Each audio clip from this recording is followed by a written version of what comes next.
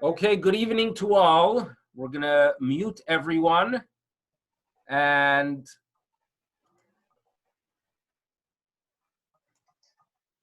okay.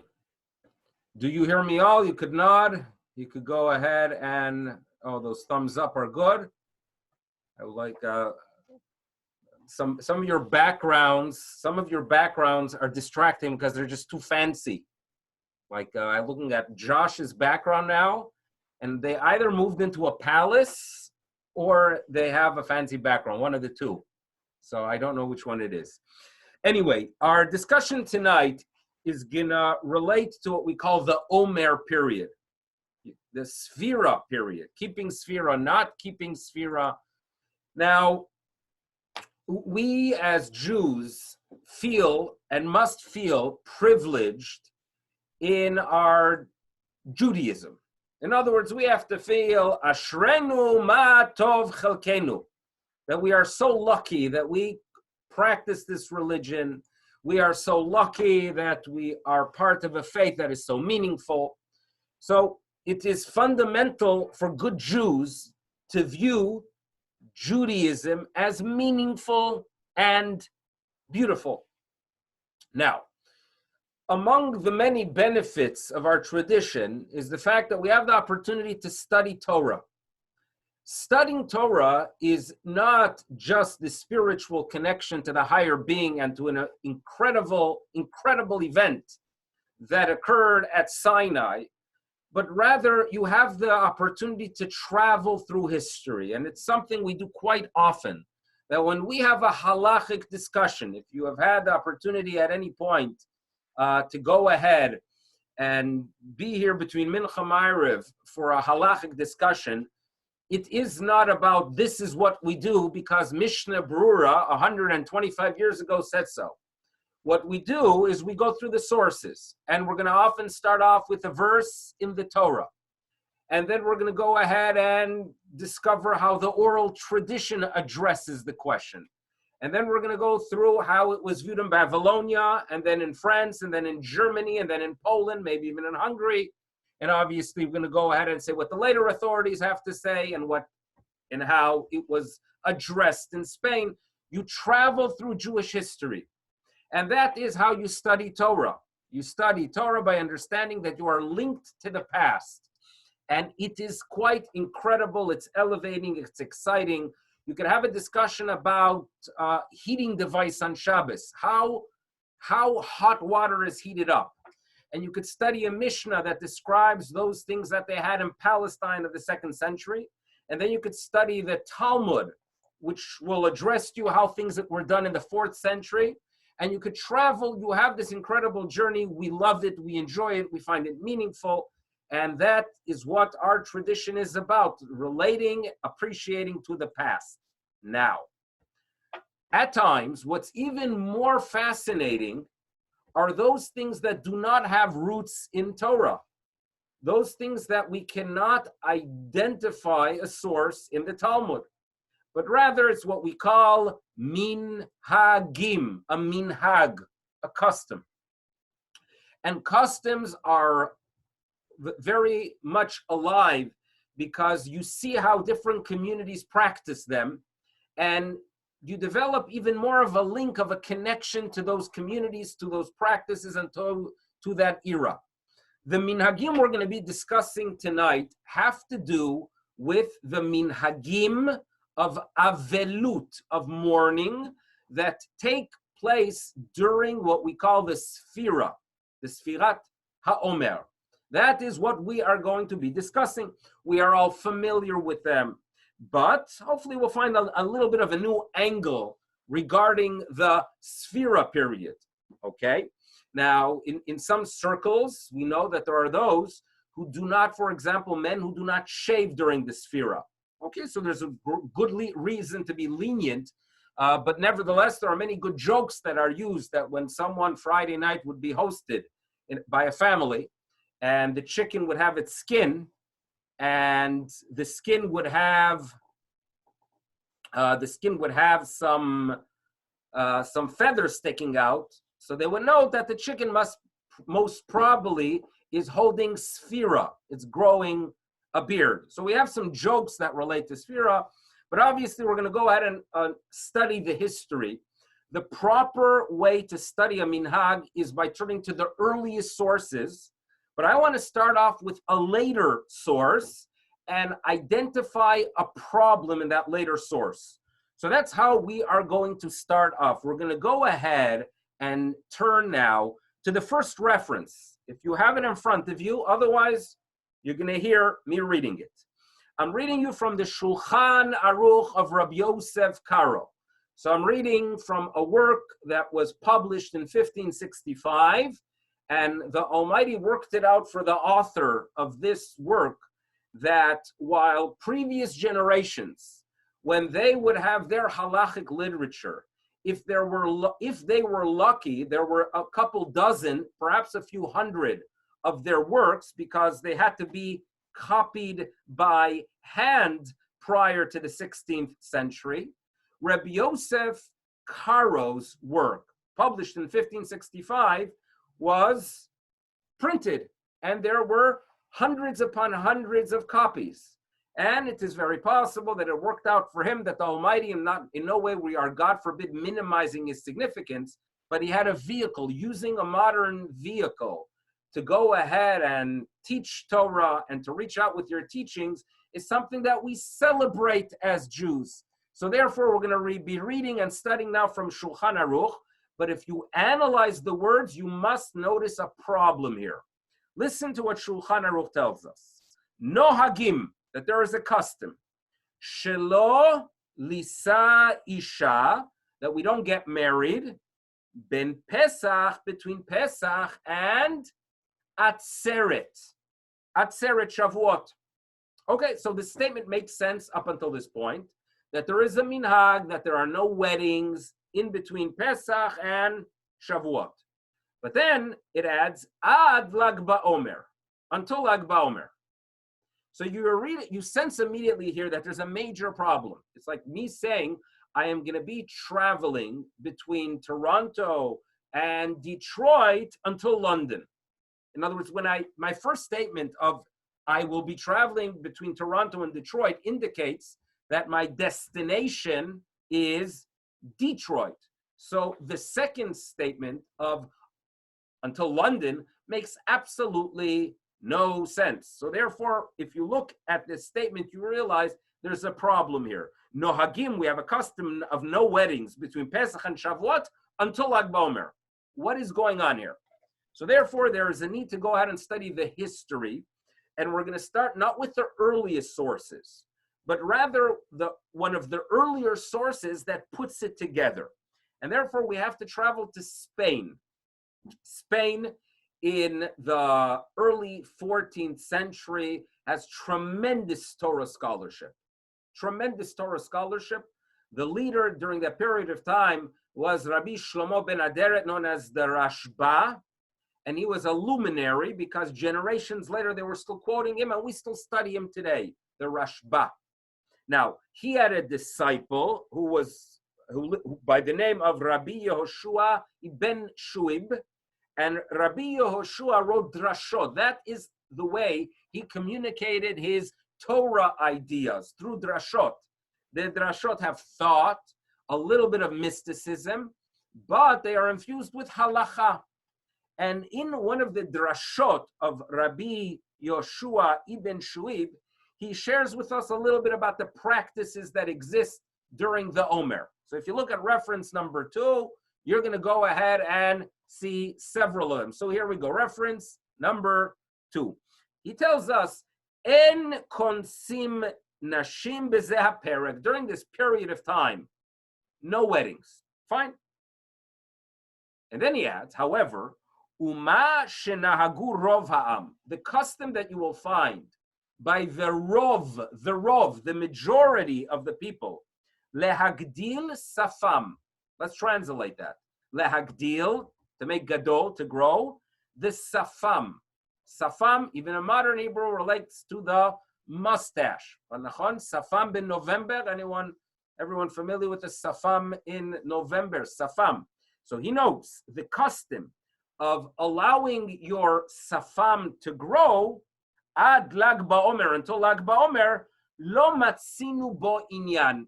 I don't really have a source for it. I don't have a source. Now, two things I've I could really derive from this first statement. Number one, he tells us that en kotzin nashim b'zeh haperek seems to be the whole period of time.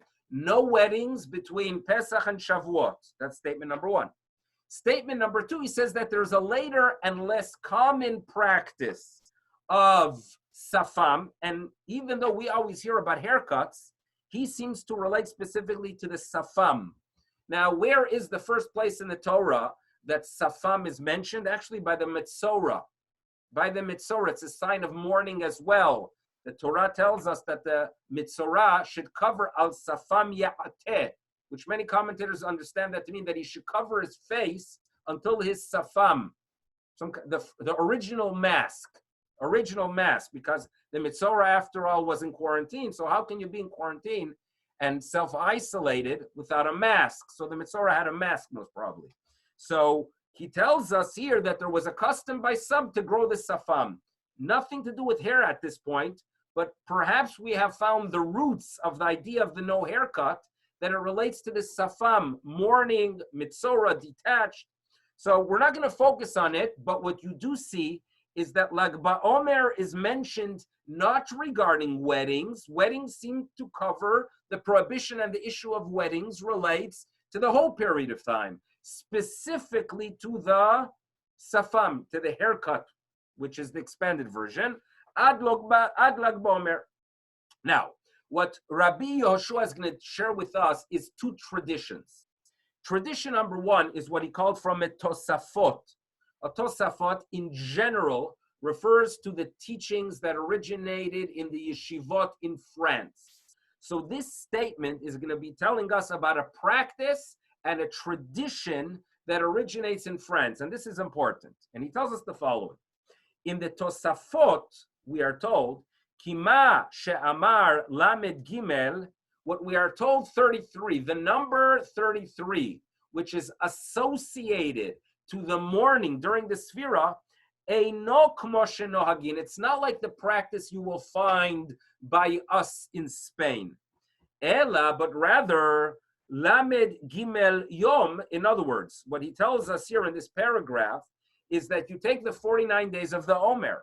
33 out of those 49 are days that you would say tachnun, that you would mourn, that you would eulogize. But when you look at the other 16 of the 49, they are days that we don't have avelut, like Pesach, like Rosh Chodesh, like Shabbat. So therefore, the number 33, according to the Tosafot, seems to be not that it ends by 33, but rather during the 49 days, 33 of them you should be mourning. 33 of them you should have some kind of practice of avelut. That is what we are told by a rabbi in Spain, quoting a French tradition. Keep that in mind. Now, he tells us, and this is in the second paragraph, I'm skipping to the paragraph which starts off with the word sham'ati, I heard. So here again, it's not that he was familiar with the Midrash. He heard of a Midrash, Yesh Midrash, that the disciples of Rabbi Akiva, now we didn't talk about that, the earliest reference to anything regarding the Sefirat HaOmer is actually in the Talmud. The Talmud notes that the great Rabbi Akiva had many disciples. The way the Talmud presents these disciples is a group of 12,000 pairs. So it's interesting why we call them 12,000 pairs, all kind of theories. And the Talmud tells us that they all unfortunately died, and it was during this period of time between Pesach and Shavuot. So we do have a reference that shares with us that this period of time is one that we lost something, but the Talmud doesn't tell us how to practice. In other words, the Talmud tells us, yes, something tragic occurred during the Omer, but the Talmud does not tell us how to practice this mourning. That is later. That only appears, I'm sharing with you 13th century. I could actually show you 11th century. That appears later. Here, what Rabbi Yoshua is sharing with us is a midrash that don't think that the disciples of Rabbi Akiva died throughout that period of time, but rather they died up until, listen to these words, pros atzeret. Pros atzeret. Pros means half. Until a half before that tzeret. A half of what? A half a month. So therefore, that's what we're going to be told in this reference here in the second paragraph. Shamati, I've heard, sheyesh midrash, that there is a midrash. Ad pros atzeret, that the disciples of Rabbi Akiva died until pros atzeret.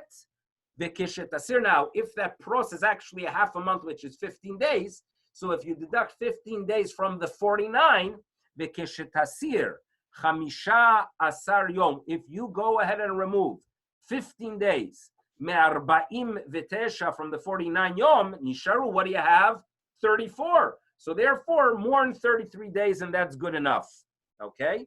So this would seem to indicate, by the way, that you end your Omer by day 34. We're going to have to discuss that some other point. But what we're walking away with, and this is the first reference, that takes this Sefirat period and says, no, it's not the whole thing, but rather some traditions have it that it's 33 days. And actually, if you take the approach which we've identified as the French approach, if you take the French approach, you only need to mourn 33 days. And you can actually start Rosh Chodesh Iyar. You could start your Sefirat now because you have 33 days until Shavuot. Approach number two is no, it ended a half a month before Shavuot. Now, at this point, it is unclear when we are told that you don't have to mourn the whole period of time. Is that referring to everything or perhaps only haircuts? Because if you remember in his first line, this Rabbi Yehoshua told us, Ein konsim nashim b'zeh perek, which would seem to be the whole period of time. So this is unclear. So the first one that will give us a level of clarity is a contemporary of Rabbi Yehoshua, and he is far more well known. His name is Rabbi Yaakov ben Asher, Baal HaTurim, who lives originally in Germany, actually moves to Spain in the beginning of the 14th century. He is an extremely significant authority because up until that point, in European, I shouldn't say European, I should say in communities like in Germany, the custom was that great rabbis would write for their community a sefer of minhagim. Okay? So he would go through the annual cycle of the year and he would write a book of minhagim. At times, if the rabbi was interested in writing in some other areas of Jewish law, he would. But minhagim, sifrei, books and works of minhagim are what guided the people of Israel how to practice their Judaism. Comes this Rabbi Yaakov Baal HaTurim, and he looks at all of practical Jewish law. What I mean by practical Jewish law is that he does not cover the laws of the sacrifices. He does not cover the laws that relate to building the temple, but the practical Jewish laws, he brings them together and he goes ahead and he divides it into 4 sections. One section that has to do with our daily practices, Orach Chaim. One that has to do with guidance from an authority who could paskin is called Yoredea. The section that deals with monetary issues is called Choshen Mishpat. And the section that deals with marriage is Even HaEzer. So the division became the division that we are familiar with today. It originated with this Rabbi Yaakov Baal HaTurim. So we're going to have to read his words carefully to try to figure out the following. When we are told it's not all 49 days, it's only 33, does that relate to everything or perhaps only haircutting? So let's read the word reference number 3. Notes the tour. No hagim. There's a custom. Bechol hamekomot, in all locations. Shelo lisa isha, not to have weddings. Ben Pesach le'atzeret, between Pesach and Shavuot. Okay? Now he says, v'yesh mekomot, Yesh mekomot, there are locations, shenahagu, where there is a custom, shelo lehistaper. There are those who don't get a haircut. You hear? Everyone agrees no weddings. There are those who say don't get a haircut, which is very similar. This statement that is made in Germany and then eventually Spain is very similar to what Rabbi Yoshua tells us, that everyone agrees no weddings, but if you would visit a community in 14th century, some would say haircuts are avoided, others not. And then he says, regarding haircuts, yesh mistaprim, there are those who allow haircuts, milag ba'omer ve'elach, from lag ba'omer on. Why? She'omrim, because they say, they have a tradition, she'az pasku melamut, that the plague that killed the disciples of Rabbi Akiva came to an end on Lag BaOmer. Now, when I read the Torah, it is very clear to me that the allowance after Lag BaOmer only applies to haircuts. And I think that would have remained the halacha. It would have remained the halacha that we would have kept regarding weddings the whole period of time. Haircuts, there would have been different approaches. But the great Rabbi Yosef Karo reads this statement a little bit differently. And he says the following, and you should know that the statement we're going to quote now in the Bet Yosef, which is the work of Rabbi Yosef Karo, author of Shulchan Aruch, comes the Bet Yosef, and he says the following in reference for Vida, you should know. The keshem, that just as shem mutar, that it is permissible, lehistaper, to go ahead and get a haircut, melag ve'elach, from lag ba'omer on, kach mutar lisa isha, so too it's permissible to have a wedding, because, says Rabbi Yosef Karo, kevan, since shepasku az melamut, since the disciples and this tragedy and this plague or whatever it was came to an end, lama yeheh asur lisa isha, there's no reason to prohibit a wedding. So Rabbi Yosef Karo is the one that says that if you keep the Omer, you keep it for 33 days, and afterwards there's no issue at all. And he says, now he obviously read what Rabbi Yaakov Balaturim seems to indicate, because Rabbi Yaakov Balaturim mentions that it's okay to have a wedding, not to have a wedding, to get a haircut after Lag BaOmer, not the wedding. So he says, V'Rabbeinu, when our master, Rabbi Yaakov Balaturim, Shelo Hiskir, that he did not mention, Ela Shemistaprim, the fact that he only mentioned haircuts, that is because Nakat, he mentioned Chadaminayu. He only mentioned 1 out of 2. So this is how Rav Yosef Karo, I have deep down, I doubt that the Torah meant it as Rav Yosef Karo says it. But nevertheless, Rav Yosef Karo is confident to say, listen, if the plague came to an end on Lag BaOmer, Gesundheit, go ahead and have a wedding after Lag BaOmer.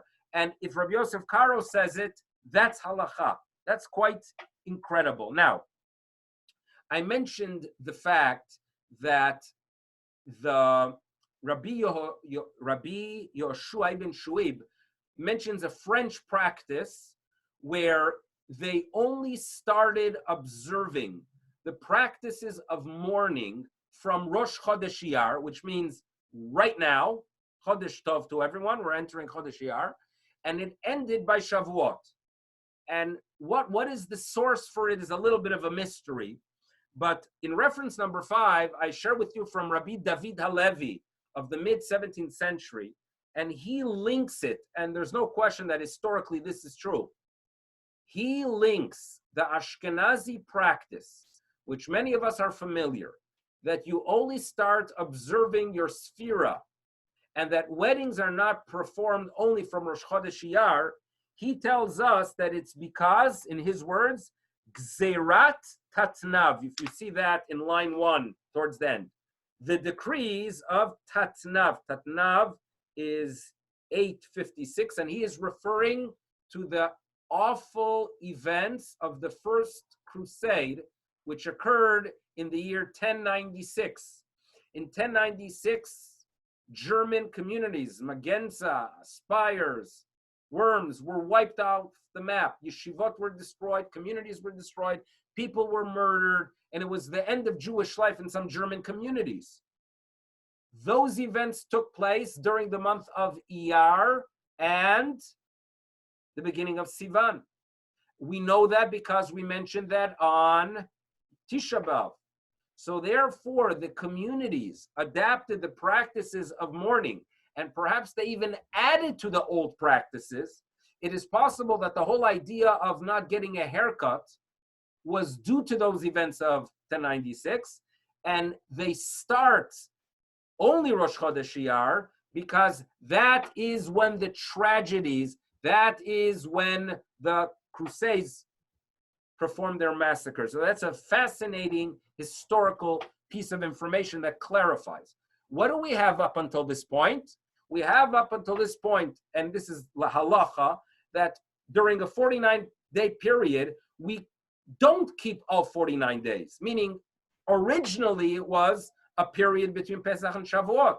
But later on, at some point, we said, no, not all 49 days. And now I think if you go back to the first reference, I think it's a little bit more understandable. Rabbi Yosef Karo believes that, yes, originally perhaps they had in mind the whole period, but due to sources and midrashim, we cut off 15 days towards the end. So therefore he writes, Nohagim, there is a custom, Shelo lisa isha ben Pesach le'atzeret, which is the original text, and most probably the way it was a practice in the 11th century. But due to the fact that they found sources that indicate that the decrees came to an end by Lag BaOmer, ad Lag BaOmer, so it gives us a level of clarity. Now, many discussions, and if you follow even on the internet nowadays, many people have a practice of not listening to recorded music during the Omer, right? During Sefirat. I think many people are familiar that you don't go to a live concert during the Sefirat. Okay, where does that come into practice? When did that start? So the earliest source is reference number 6, a great rabbi of the 17th century, Rabbi Gumbiner, Rabbi Avram Gumbiner, and he tells us that to have dances, I don't know if it's the Hora or whatever other dances were popular in Eastern Europe, so the custom is not to do le'esor, to prohibit dances, meaning it appears that since it's a period that we avoid weddings and celebrations, so dances are avoided as well. Authorities following this statement of one of the great rabbinic authorities prohibited concerts. Recorded music is a little bit more problematic to prohibit, because how can you claim that something is prohibited? How can you claim that the great rabbis of the past had a tradition of not listening to recorded music when they did not have those tools? So therefore, obviously, technically speaking, there's no issue with listening to recorded music. No issue at all. Some people have a practice, like myself, I avoid it. Nevertheless, this year, great rabbinic authorities note that at a time where we are battling sadness, and to allow sadness to take over our essence and existence is problematic. Many rabbinic authorities give a green light for music. So anyone that feels down obviously should, and is uplifted by any type of music, doesn't have to be rock and roll. It could be even classical music, it could be Baroque music from London. Any music you listen to, if it uplifts your spirit, utilize that statement, because that's most probably the greatest mitzvah during this period of time, to keep our spirits uplifted. One of the more fascinating statements that relates to Sefirat practice is an insight by Ramosha Feinstein. Now, in Judaism, sometimes rabbis share insights that are logical, and therefore others follow them. There are times that rabbis share insights which are difficult to comprehend, but they could be followed due to the greatness of that rabbi. It's an important rule, by the way. In other words, if I share with you something that makes no sense, you're not allowed to follow it. You're not allowed to follow it. If it doesn't make sense to you at all, you are obligated to ignore me. Why? I'm not Ramosha Feinstein. If on the other hand, something is uttered by Ramosha Feinstein, even if we don't understand it, we have every right to follow it. That's a rule that exists. I have to make sense. Ramosha Feinstein, even if we don't fully understand it, due to his greatness, it could become the norm. And the perfect example here is what Ramosha gave a green light to switch your mourning period. In other words, some years for me, it's more convenient to go ahead and keep my Omer, my Sefirat period, the second half. Why? It's after Pesach. I want to get a haircut. Not this year, unfortunately. I want to get a haircut. So I say, you know what? I'm going to start keeping the 33 days of mourning by Rosh Chodesh Iyar. Okay? Next year, I want to keep it until Lag BaOmer and start by Pesach. The idea of switching from Minhagim is unheard of. Until Ramosha Feinstein shares with us that you should know that since both of them originate from the idea of keeping 33 days, you have the right to switch back and forth. Okay, so I'll just quote you what Ramosha tells us that you should know. And this starts in word number 5 in reference 7. Nechshavim leminhag echad is considered all one minhag. And he tells us the whole goal is to mourn 33 days. You choose which one. I remember once sitting with a brisker. A brisker is someone that went to the brisk yeshiva, and they have a very strict reading of halacha. They've made great contribution to Judaism, obviously. And I remember mentioning, it was at a wedding. It was at a wedding during the Omer, and I mentioned to him, are you relying on Ramosha? He gave me a look like unacceptable. In other words, for him, following a Ramosha Feinstein teaching that did not make sense was problematic. For the rest of the Jewish world, it's 100% acceptable. Now, what I would like to share with you, and I think all what we've discussed up until now is like an introduction. And if you look at page 2, if you do have it, I'm sharing with you a Sefer Minhagim that has it's an incredible story. Now,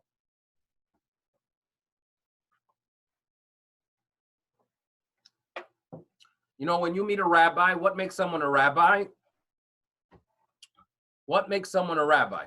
So you'll say smicha, right? I remember once hearing on the radio, it's supposedly a true story, that there was a rabbi who was interviewing in a Reform congregation, and he got up there, was very entertaining, and he said some good jokes, and they were going to hire him until they realized that his smicha is fake. Now, this was in the news, actually. It goes back 20 years ago. And they noted that they were suspicious of his smicha because the smicha that he presented had Tel Aviv misspelled. It was Tel Aviv with an ayin. So they had a feeling that if the smicha misspelled Tel Aviv, that there's something fishy here. So even though he's entertaining and he was a great comedian, they felt something must be wrong because of you don't spell Tel Aviv with an ayin. So my question is, what really makes someone? So everyone will tell me it's the study of Yored De'ah, which is a section of halacha that's correct. Now, when you study Yored De'ah, the laws of pots and pans and cutting cutting something with a fleishik knife, and it was placed into a milchik frying pan, the questions that we deal with, one of the texts that are used to understand these halachot is a halachic work that is known as the Sha'arei Dura. Listen to the word carefully. Sha'arei Dura. And every yeshiva, every student that studies Yored De'ah would be familiar with the Sha'arei Dura. If I would ask them, and I have a deep desire, my son Uzi just finished his smicha test. So I'm wondering if I would ask him, what do you know about the author of Sha'arei Dura? Meaning he could quote probably dozen statements of the Sha'arei Dura, but if I would ask him, tell me a little bit about the history. So I don't know how much you would know about that because I didn't know about it when I was his age. So, and also, listen to the name, Sha'arei, gates. So that we like, the idea of using gates. In other words, when you want to study a specific area of Jewish law, you enter into it through a gate. Fine. But what is Dura? Dura, D-U-R-A, Dalid Vav Resh Aleph. You see it in front of you on page number 2?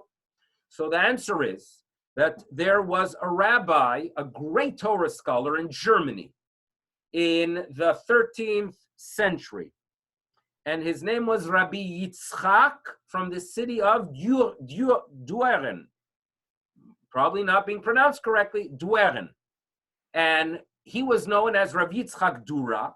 And he wrote a text of halacha called Sha'arei Dura. Fine. Now, all rabbinic students knew about for the past few hundred years was Sha'arei Dura. Until there was a rabbi, a doctor rabbi in New York, Rabbi Elpelbein was his name, and he found a manuscript. It was a manuscript that was known to Torah scholars centuries ago, but the masses were not familiar with it. And the manuscript had in it the Minhagim from the old community of Duren. Okay, Duren. Duren itself had a Jewish population in the 13th century. In 1349, during the Black Plague, they were wiped out. They did not return until the 19th century.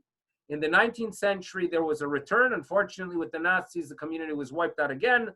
There are no Jews in Duren. Maybe 90,000 people there. No Jews in Duren. I'm sure they have good beer, right? But they don't have any Jews. So Rabbi Applebaum published 7 decades ago the works of Minhagim Yeshanim Medura, and in it, he shares with us that which was practiced in that community. And then there is one that is right under the line, and I need you to read it with me carefully because there are a few mistakes or words that we're not going to be sure how to read. But this is a very important source that's going to be practical halacha tomorrow, for sure for me, perhaps for others as well. And here we go. Says Rabbi Yitzchak, Afal Pi, you see that on page 2? Afal Pi, She'ein, Afal Pi is even though, She'ein Nos'in, that we don't get married. La'asot Seudat Nisuin, we don't get married to have a wedding banquet, ben Pesach le'atzeret, even though we have such a custom. V'chen nahagu ha'olam, and this is the minhag you will find throughout the Jewish world. Nevertheless, he says, Rosh Chodesh Iyar, when Rosh Chodesh Iyar, shechal lihiyot b'Shabbat, when Rosh Chodesh Iyar falls on a Shabbat, no simbo, you can have a wedding. You can have a wedding now. Does he mean a wedding on Shabbat? Not really. The norm was, and this was in European communities in the 16th century, that people wanted to have simple weddings, like we have today in backyards in some communities. So what they would do is they would have a wedding Friday afternoon, and then the Shabbos meal would be a wedding meal, right? Now, how did they manage without a photographer, right? It's not easy to be to be at the Sheva Brachas and not have a camera bump into your head, right? But nevertheless, they managed somehow without the photographer. They say now that in New York, at the few of the weddings that they made, the simple weddings they made because of the virus, so instead of the benchers that have the name of the Chas and Kala, they had small bottles of Purell.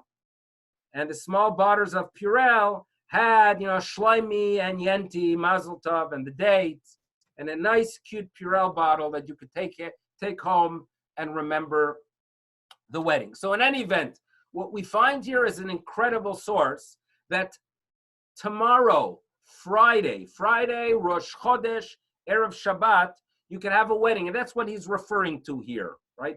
There was one time a situation in Krakow in the middle of the 16th century that there was a wedding, Erev Shabbat, but the Chassan side and the Kala side got into a major fight. And they couldn't settle the issues until it was Shabbos. And the Ramah nevertheless said, you know what, for the sake of peace, I'll do a wedding on Shabbos itself, even though the Mishnah tells us you're not supposed to get married on Shabbat. But the Ramah felt that this is for the sake of a Jewish couple and for the sake of peace, and he gave a green light. So that's an incredible practice. But this is what we are being told here. And in the reference under it, I have Rabbi Yoel Sirkis. Rabbi Yoel Sirkis died in Prague in 1640. He tells us, and this appears in line 2, that you should know Tomorrow is a day that has Tosefet Simcha. There's extra Simcha. Remember, tomorrow is Erev Shabbos. It's an incredible Erev Shabbos. Every Erev Shabbos should be an uplifting period of time. And it's also Rosh Chodesh, a time of renewal. When you have so much Simcha, the laws and the Minhagim of mourning do not apply, and therefore you could even have a wedding. Even though I've not been ever at a wedding at a Friday Rosh Chodesh Iyar, what's relevant for us is the fact that if you could find an open barber, you could get a haircut. Or if you go ahead like myself, that I have the practice to the best of my ability of not shaving, tomorrow is a good shaving day and a little bit of a trim. No question about that. And in addition, I would tell you that after midday tomorrow, after 1:23, even if you are machmir and are careful not to listen to music that's recorded, tomorrow afternoon, or if you play a musical instrument, tomorrow afternoon after midday, Lekavit Shabbos Rosh Chodesh, I recommend that you do so. That if you play the violin, or if you have a keyboard, or whatever talents you do have that I wish I would have, you could go ahead and utilize it, or turn on any music, elevate your spirit, because it is a day that we are told it has Tosefet Simcha. And the first one that mentions it is Rabbi Yitzchak of Düren. If you would, perhaps we one day make a trip through Germany. This is more on the western side, closer to France. And if you do land up in Düren, do remember, please, the contribution of Rab Yitzchak ben Rameir. However, I just want to warn you that if you ever land up in Prague on Erev Shabbat Rosh Chodesh Iyar, don't get your haircut in Prague or shave, because the minhag in Prague was to be machmir, only in Prague. So Prague should be avoided tomorrow. But besides that, the minhag dates back to Düren. It's shared with us by Rabbi Yoel Sirkis in Krakow. It is, again, other rabbinic authorities have given approval, down to the Chafetz Chaim, the Mishnah Berurah, who says tomorrow is a good day to go ahead and allow it. And this is what we're going to do. Either the shaving, the haircut, if you could. This is what we're going to do tomorrow. So here we have a little bit of a history of a minhag and of a practice, and how it really shares with us what Jewish history is about. We have to feel lucky and privileged. It's an opportunity to wish everyone a Chodesh Tov. It's Rosh Chodesh tonight, right? Last night we counted 14, by the way. It's Rosh Chodesh tomorrow and Shabbat. And with all the difficulties that we are facing and the fact that we're trying to stay as normal as we can, let's try to uplift ourselves during the day that has been identified as a day of Tosefet Simcha. Extra Simcha indeed. Thank you. We're going to unmute.